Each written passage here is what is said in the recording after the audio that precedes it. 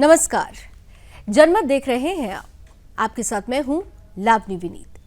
जनमत यानी वो मंच जहां पर हम और आप मिलकर करते हैं उन खबरों की बात जो सीधे आपसे सरोकार रखती है, जो सीधे देश से सरोकार रखती है। और जब हम देश से सरोकार रखने वाली खबरों की बात करते हैं तो उसमें छिपी होती है राष्ट्र सर्वोपरि की भावना।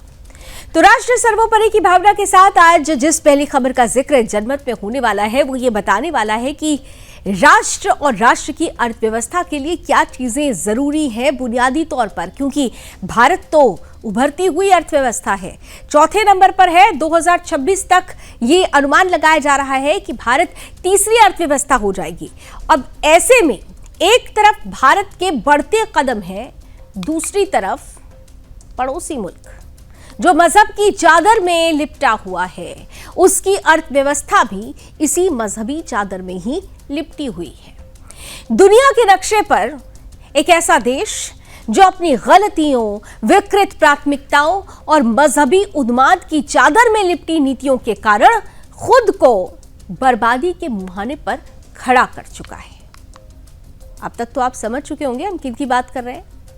बिल्कुल, हम बात कर रहे हैं आतंकिस्तान की, पाकिस्तान की, जहां पर विकास के नाम पर आम जनता का विकास नहीं बल्कि आतंकियों का विकास हुआ, जहां पर शिक्षा के बजाय वो मजहबी तालीम सबसे ज्यादा आगे रखी गई जिसने सिर्फ और सिर्फ आतंक की खेती ही सामने रखी।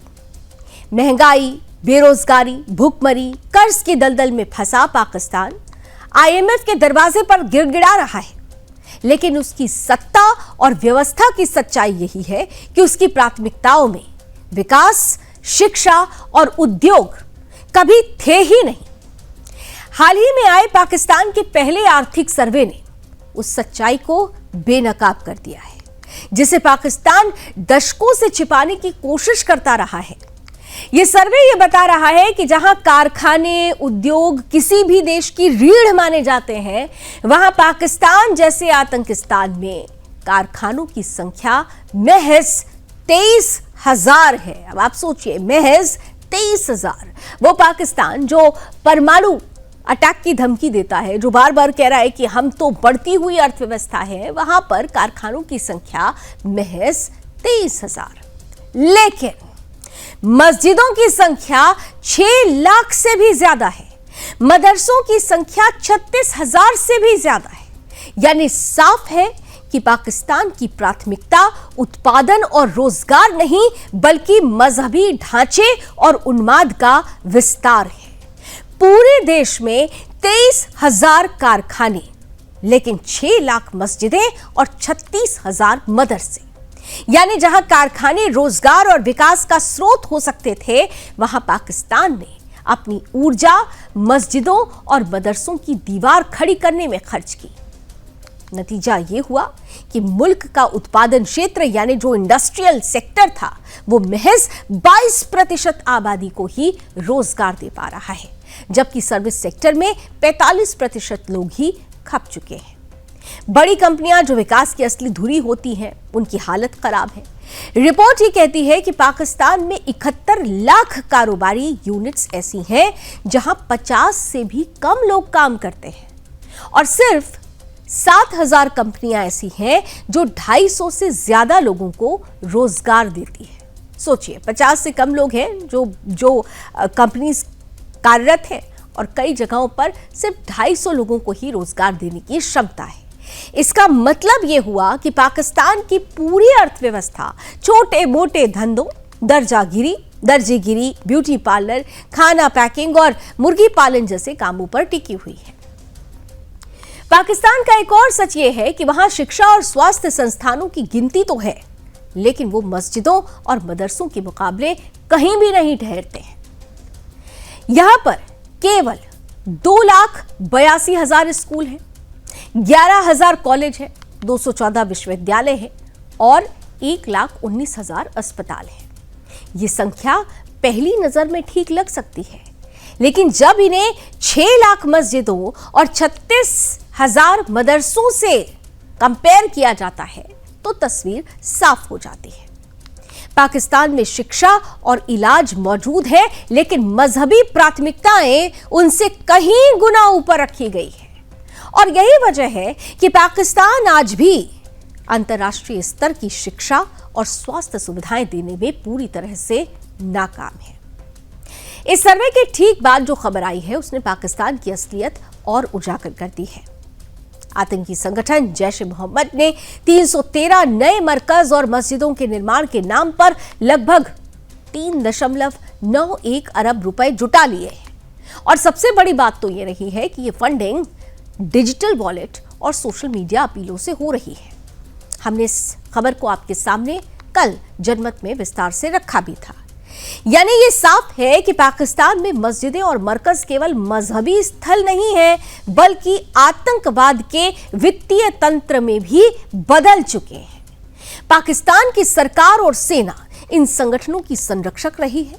और अब तो स्थिति ये हो गई है यहां पर कि किस तरह से शिक्षा के लिए स्कूल नहीं है, इलाज के लिए अस्पताल नहीं है, लेकिन मदरसों और मस्जिदों की संख्या लगातार बढ़ रही है, क्योंकि सरकार खुद इन ढांचों के पुनर्निर्माण के लिए मदद देने को तैयार दिखाई दे रही है। पाकिस्तान की सबसे बड़ी त्रासदी यही है कि वहां मजहब राष्ट्र से बड़ा हो चुका है। फैक्ट्रियों से ज्यादा मस्जिदें, स्कूल से ज्यादा मदरसे, अस्पतालों से ज्यादा मरकज, यही है पाकिस्तान की असलियत। विकास और रोजगार की जगह मजहबी उन्माद और आतंकवाद ने ले ली है।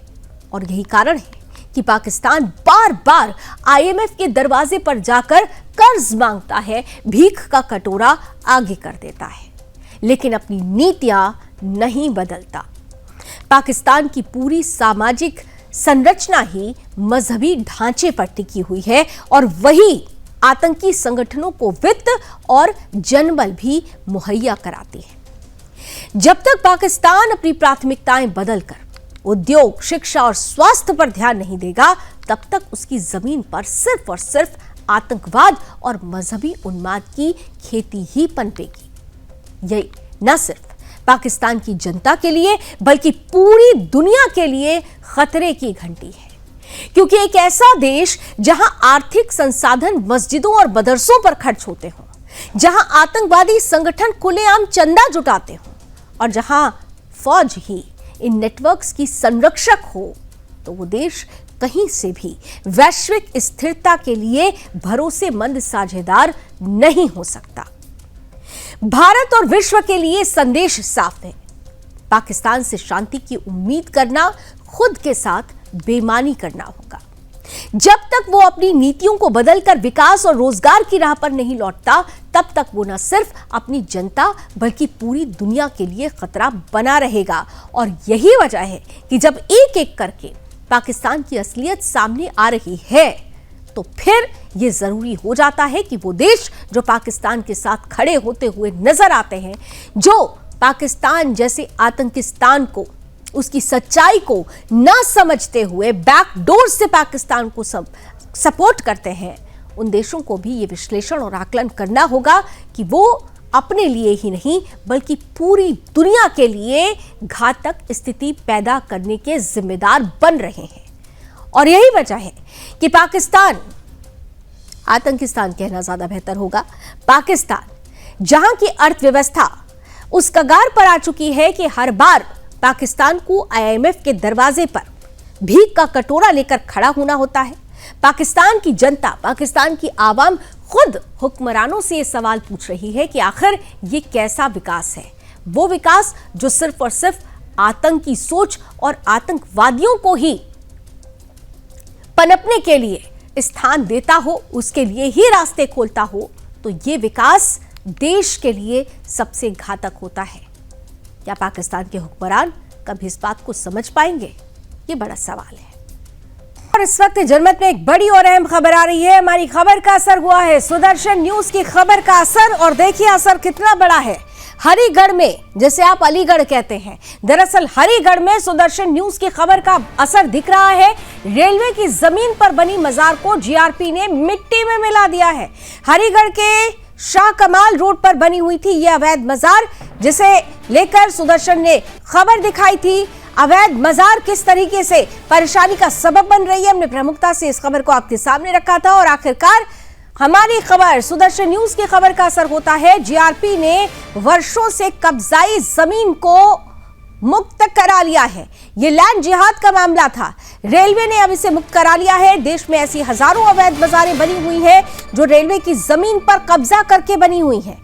मस्जिद मजारें जमीन पर जो लैंड जिहाद था उसे लेकर हमने बड़ी खबर चलाई थी, विशेष इस पर कवरेज दी थी आपके सामने। और आखिरकार खबर का असर हुआ है, इससे मुक्त करा लिया गया है इस जिहादी अतिक्रमण से।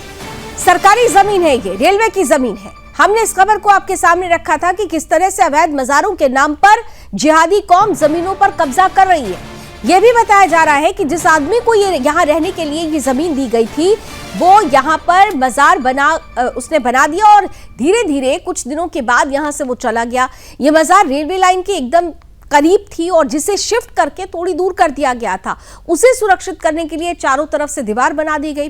फिर यहाँ पर जियारत का सिलसिला शुरू हो जाता है। तब हमने ये रिपोर्ट आपके सामने रखी थी और आखिरकार फिर प्रशासन से मांग की थी कि इस लैंड जिहाद को, इस अवैध मजार को यहाँ से हटाया जाए। आज हरिगढ़ से ये अच्छी खबर है, जीआरपी ने कार्रवाई करते हुए इस अवैध मजार को यहाँ से हटा दिया है।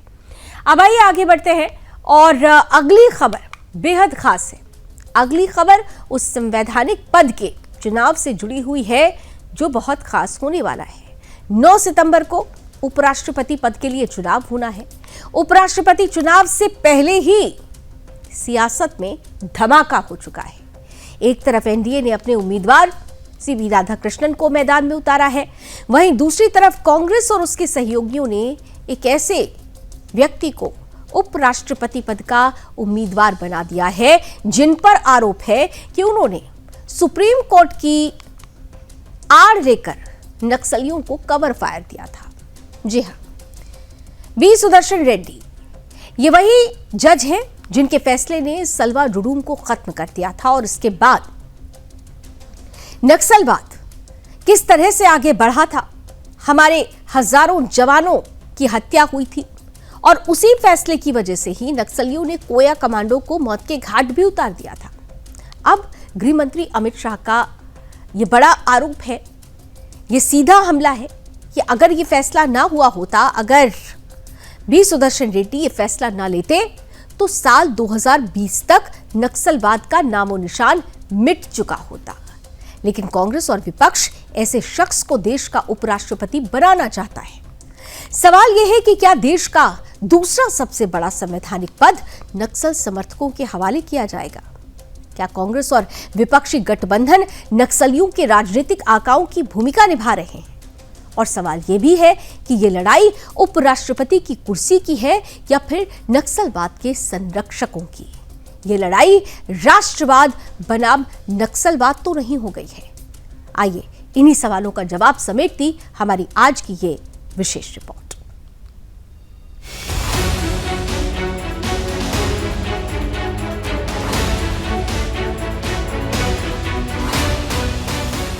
उपराष्ट्रपति चुनाव के लिए 9 सितंबर को मतदान होना है, लेकिन उससे पहले इस हाई प्रोफाइल पद के लिए सियासी सरगर्मियां तेज हो गई हैं। जहां उपराष्ट्रपति पद के लिए एनडीए ने सीवी राधाकृष्णन को मैदान में उतारा है, तो वहीं उनके खिलाफ विपक्ष ने वी सुदर्शन रेड्डी को चुनावी मैदान में उतारकर राजनीति को दिलचस्प कर दिया है। लेकिन विपक्ष के उम्मीदवार वी सुदर्शन रेड्डी पर अमित शाह ने एक न्यूज वेबसाइट के निजी कार्यक्रम में जमकर हमला बोला। उन्होंने कहा कि वामपंथी नक्सलियों के समर्थक को उपराष्ट्रपति पद का उम्मीदवार बनाया गया है। उन्होंने कांग्रेस पर हमला करते हुए कहा कि इंडी गठबंधन के इस कदम से केरल में कांग्रेस की जीत की जो बची खुची संभावना थी वो भी खत्म हो गई, क्योंकि विपक्ष के प्रत्याशी सुदर्शन रेड्डी वही हैं जिन्होंने वामपंथी उग्रवाद को मदद करने के लिए सलवा जुडूम का जजमेंट दिया था। और अगर ये जजमेंट न दिया गया होता तो वामपंथी नक्सलवाद 2020 तक खत्म हो गया होता। यही सज्जन हैं जिन्होंने वामपंथी विचारधारा से प्रेरित होकर सलवा जुडूम का जजमेंट दिया। शाह ने कहा कि केरल ने नक्सलवाद का दंश झेला है। केरल की जनता निश्चित रूप से देखेगी कि कांग्रेस पार्टी वामपंथी दलों के दबाव में एक ऐसे उम्मीदवार को मैदान में उतार रही है जिसने नक्सलवाद का समर्थन किया और सुप्रीम कोर्ट जैसे पवित्र मंच का इस्तेमाल किया। अमित शाह ने कहा कि उपराष्ट्रपति के चुनाव को साउथ बनाम साउथ के नजरिए से न देखा जाए। देश का उपराष्ट्रपति किसी भी राज्य से आ सकता है, इस तरह से सोचना मेरे हिसाब से ठीक नहीं। आपको बता दें कि दिसंबर 2011 में जस्टिस सुदर्शन रेड्डी और जस्टिस एस.एस. निज्जर की 2 सदस्यीय बेंच ने सलवा जुड़ूम पर पाबंदी लगा दी थी।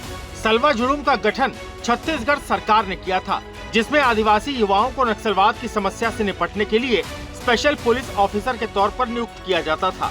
बेंच ने सलवा जुड़ूम को अवैध और असंवैधानिक करार दे दिया था।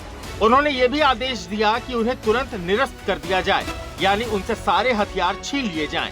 उनके इस फैसले से बहुत सारे कोया कमांडोज की हत्या नक्सलियों ने कर दी थी। गृह मंत्री अमित शाह ने वी सुदर्शन रेड्डी पर जो बयान दिया, वो सियासत से कहीं ज्यादा न्यायपालिका के दुरुपयोग होने पर फोकस्ड है कि किस तरह से वामपंथी नक्सली आतंकियों के समर्थन देने के लिए सुप्रीम कोर्ट जैसे मंच का भी इस्तेमाल करने से नहीं चूकते हैं।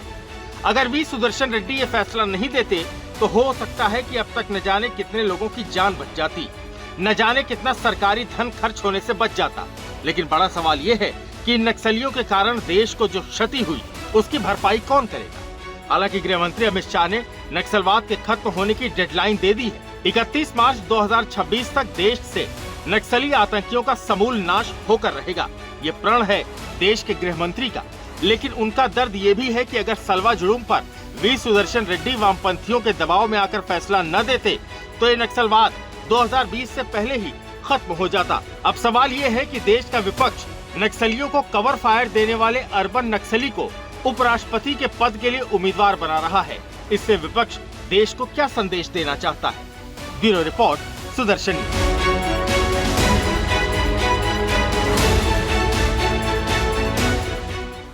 अब बात कर लेते हैं उत्तर प्रदेश की राजनीति की, जिसमें इस बार जो भूचाल आया है उसने समाजवादी पार्टी की नींव हिला दी है।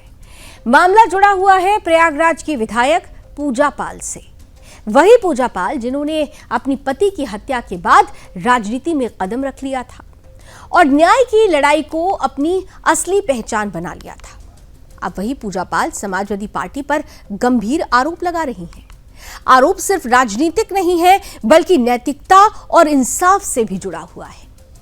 अपने खुले पत्र में पूजा पाल ने कहा है कि सपा में बीजेपी को वोट देना सबसे बड़ा अपराध माना जाता है, लेकिन अतीक अहमद जैसे अपराधियों को संरक्षण देना कभी भी अपराध नहीं समझा गया।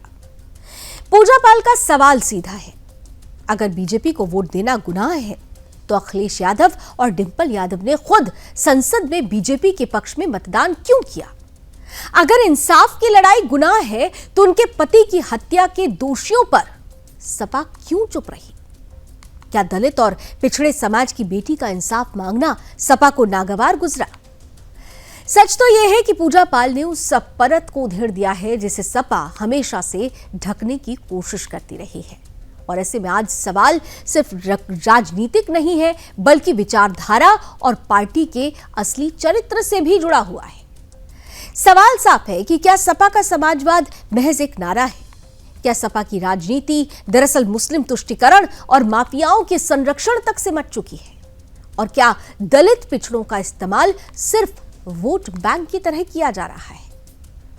पूजा पाल के इस खुलासे ने यूपी की राजनीति में नई बहस छेड़ दी है। अब जनता ये पूछ रही है कि अखिलेश यादव जी, आपके समाजवाद का क्या यही है असली चेहरा? रिपोर्ट देखिए।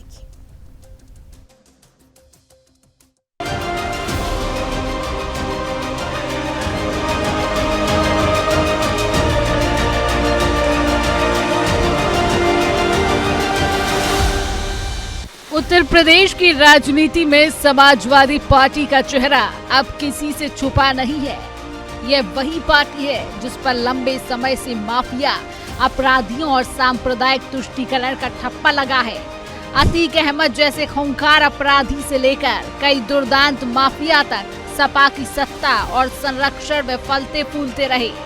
और अब समाजवादी पार्टी की यह सच्चाई सपा से निकाली गई विधायक पूजा पाल ने अपने 2 पन्नों के पत्र में पूरे प्रदेश के सामने खोल दी है।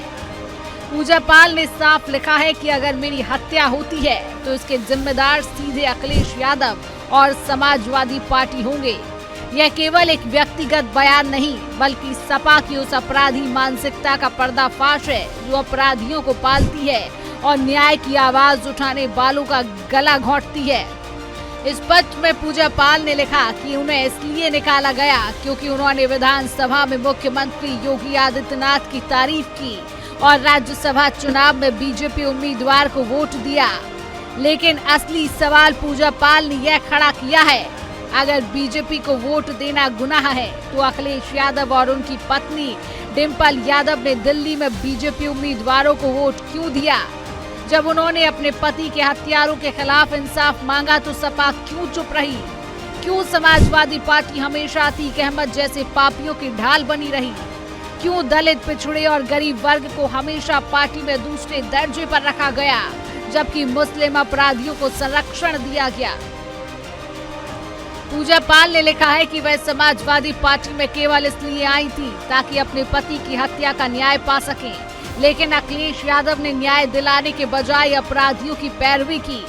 उन्होंने साफ कहा, योगी सरकार में ही मेरे पति के हत्यारों को सजा मिली, बीजेपी सरकार ने न्याय दिया, जबकि समाजवादी पार्टी और सैफई परिवार ने मेरे पति के हत्यारों का साथ दिया। इस कारण मेरा भरोसा आपकी नीतियों से उठ गया। यानी जो पार्टी खुद को गरीबों और पिछड़ों की आवाज बताती है वही पार्टी अपराधियों और माफियाओं की हमदर्द निकली। पूजा पाल ने अखिलेश यादव की दोहरी राजनीति को भी उजागर किया।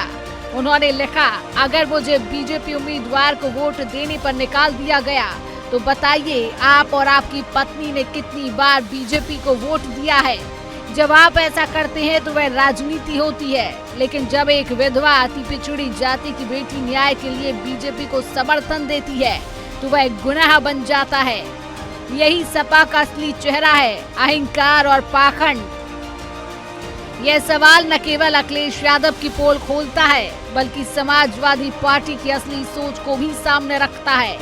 सबसे गंभीर आरोप पूजा पाल ने अपनी जान पर खतरे को लेकर लगाया। उन्होंने लिखा कि पार्टी से निकाले जाने के बाद से समाजवादी पार्टी के समर्थक उन्हें सोशल मीडिया पर धमकियां दे रही हैं। उन्होंने चेतावनी दी, संभव है कि मेरे पति की भांति मेरी भी हत्या हो जाए। अगर ऐसा होता है तो मेरी हत्या का जिम्मेदार समाजवादी पार्टी और अखिलेश यादव होंगे। यह बयान यूपी की राजनीति में भूचाल लाने वाला है, क्योंकि यह निर्वाचित विधायक कह रही है कि उनकी जान सपा से जुड़े अपराधियों से खतरे में है। पूजा पाल का यह पत्र केवल एक शिकायत नहीं बल्कि समाजवादी पार्टी की अपराधी मानसिकता का चार्जशीट है। अतीक अहमद जैसे माफियाओं को संरक्षण देना, सदन से लेकर सड़क तक अपराधियों की पैरवी करना और गरीबों दलितों की आवाज को कुचलना, यही समाजवादी पार्टी की असलियत है। साफ है कि अखिलेश यादव की राजनीति गरीबों के लिए नहीं बल्कि अपराधियों के लिए है। आज उत्तर प्रदेश की जनता यह समझ चुकी है कि जो न्याय बीजेपी सरकार में मिला वह समाजवादी पार्टी कभी नहीं दिला सकती थी। योगी आदित्यनाथ ने अपराधियों के खिलाफ बुलडोजर चलाया, वहीं अखिलेश यादव ने अपराधियों को संरक्षण दिया। पूजा पाल का पत्र यही बताता है कि सपा अब गरीबों और पिछड़ों की नहीं बल्कि माफिया और अपराधियों की पार्टी बन चुकी है। Bureau report, Sudarshan news.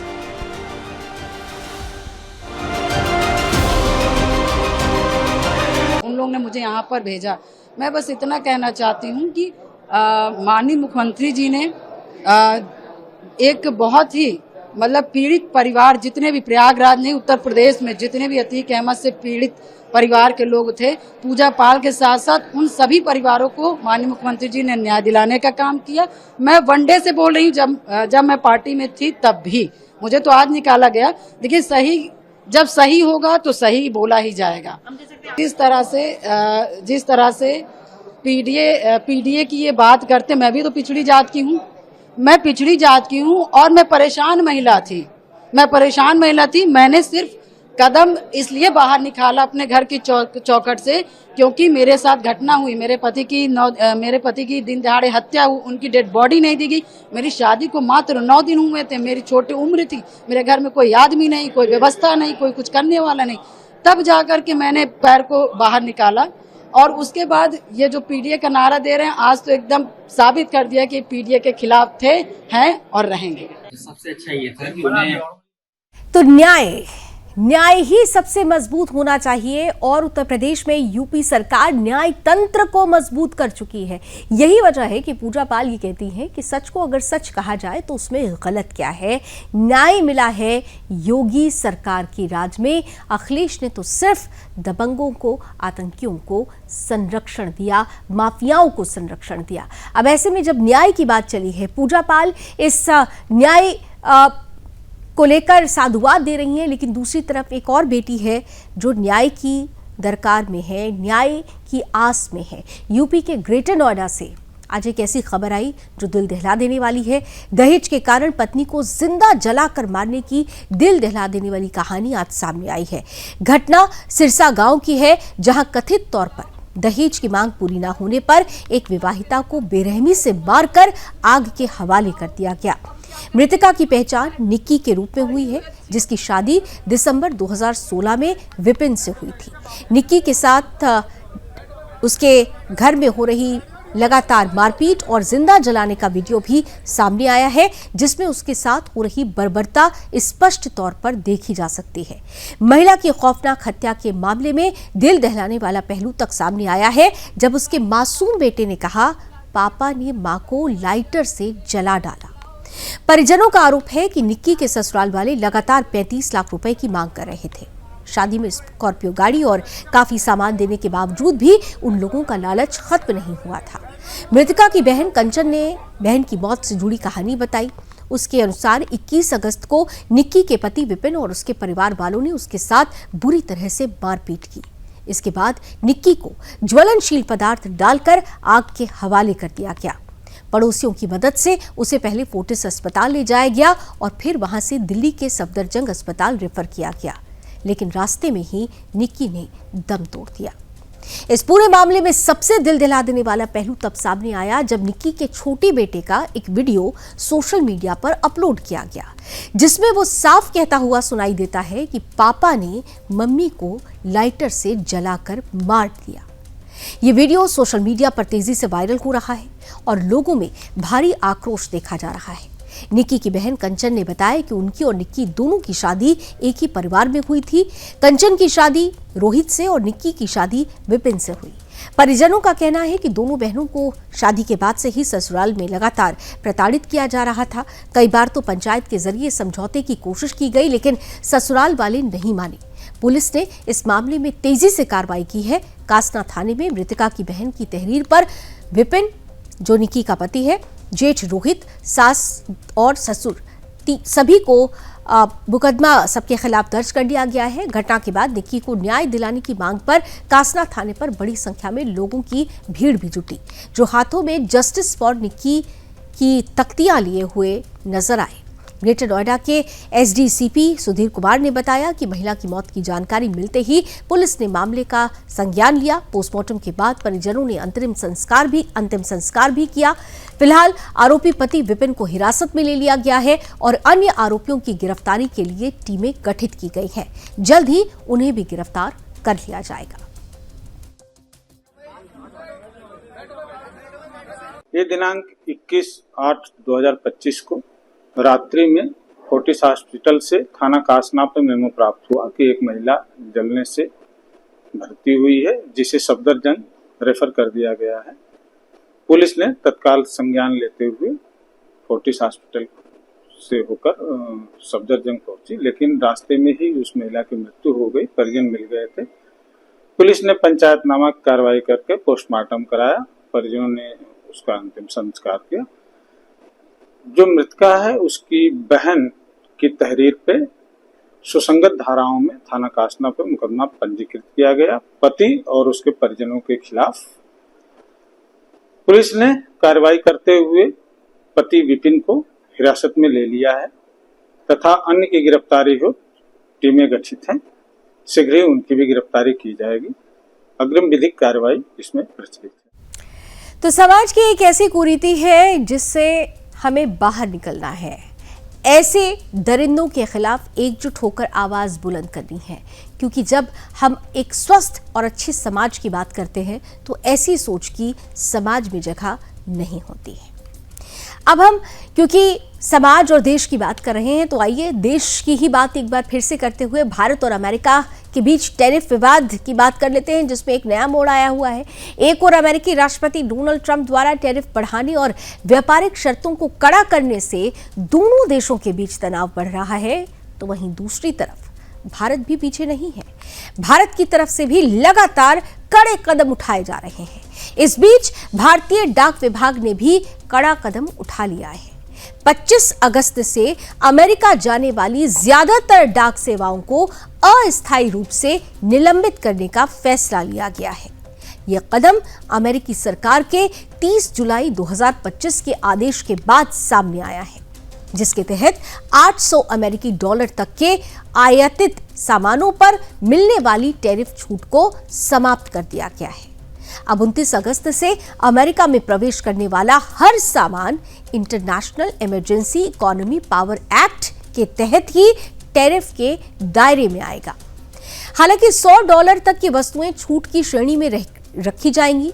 अमेरिकी सीमा शुल्क एवं सीमा सुरक्षा ने भी 15 अगस्त को दिशा निर्देश जारी कर दिए थे, लेकिन टैक्स कलेक्शन और पेमेंट सिस्टम को लेकर स्पष्ट व्यवस्था न होने से एयरलाइंस और एजेंसियों ने भारत को सूचित किया कि वो अब अमेरिकी डाक खेप स्वीकार नहीं कर पाएंगी।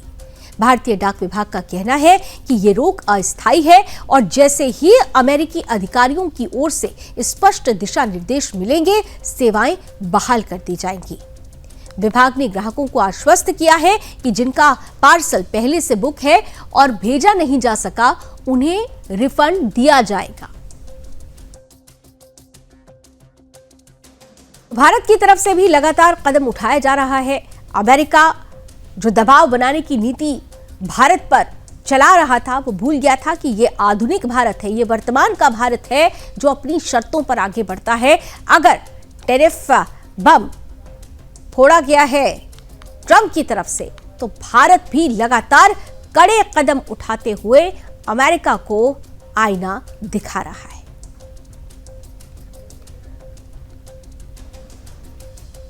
और आइए अब हम जनमत के आखिरी पड़ाव पर यानी आज की गुड न्यूज, आज की पॉजिटिव न्यूज की तरफ आ चुके हैं। तो चलिए आज की गुड न्यूज की बात कर लेते हैं। राष्ट्रीय अंतरिक्ष दिवस के अवसर पर प्रधानमंत्री नरेंद्र मोदी ने देशवासियों को बधाई दी और कहा कि भारत की अंतरिक्ष उपलब्धियां कितनी खास हैं, इसके बारे में पूरा लेखा जोखा आज उन्होंने दिया। अपने वर्चुअल संबोधन में पीएम मोदी ने कहा कि भारत ने अंतरिक्ष क्षेत्र में लगातार नई उपलब्धियां हासिल की हैं। आने वाले समय में अपना स्पेस स्टेशन बनाने की दिशा में भी काम किया जा रहा है। प्रधानमंत्री ने देशवासियों को ये गर्वपूर्ण संदेश देते हुए बताया कि 2 साल पहले ही भारत पहला ऐसा देश बना जिसने चंद्रमा के दक्षिणी ध्रुव पर सफलतापूर्वक पहुंचकर इतिहास रच दिया। प्रधानमंत्री मोदी ने कहा कि भारत अब उन देशों में शामिल हो गया है जिन्होंने अंतरिक्ष में डॉकिंग और अनडॉकिंग जैसी महत्वपूर्ण तकनीक हासिल कर ली है। उन्होंने भारतीय अंतरिक्ष यात्री शुभांशु शुक्ला के इंटरनेशनल स्पेस स्टेशन पर तिरंगा फहराने का जिक्र करते हुए कहा कि ये पल हर भारतीय के लिए गर्व और उत्साह से भरपूर था। जब शुभांशु शुक्ला ने मुझे तिरंगा दिखाया तो वो पल और अनुभूति शब्दों से परे है। इस अवसर पर भारत मंडपम नई दिल्ली में आयोजित कार्यक्रम में गगनयान मिशन पर जाने वाले अन्य अंतरिक्ष यात्री भी उपस्थित थे। केंद्रीय विज्ञान और तकनीक मंत्री जितेंद्र सिंह और इसरो के चेयरमैन वी नारायणन ने भी कार्यक्रम में अपनी उपस्थिति दर्ज कराई। प्रधानमंत्री ने कहा कि इस बार के अंतरिक्ष दिवस की थीम आर्यभट्ट से गगनयान तक है, जो अतीत की उपलब्धियों और भविष्य की महत्वाकांक्षाओं दोनों का प्रतीक है। पीएम मोदी ने बताया कि भारत सेमी क्रायोजेनिक इंजन और इलेक्ट्रिक प्रोपल्शन जैसी अत्याधुनिक तकनीक में तेजी से आगे बढ़ रहा है। उन्होंने आश्वस्त किया कि गगनयान मिशन जल्द ही सफलतापूर्वक अपनी उड़ान भरेगा और आने वाले समय में भारत का अपना अंतरिक्ष स्टेशन भी तैयार होगा। अंतरिक्ष क्षेत्र में लगातार नई उपलब्धियां हासिल करना ये भारत और भारतीय वैज्ञानिकों का स्वभाव बन गया है। उन्होंने इस बात पर जोर देकर कहा कि अंतरिक्ष तकनीक केवल वैज्ञानिक उपलब्धियों तक सीमित नहीं है, बल्कि ये देश के प्रशासन और नागरिक जीवन में भी महत्वपूर्ण भूमिका निभा रही है।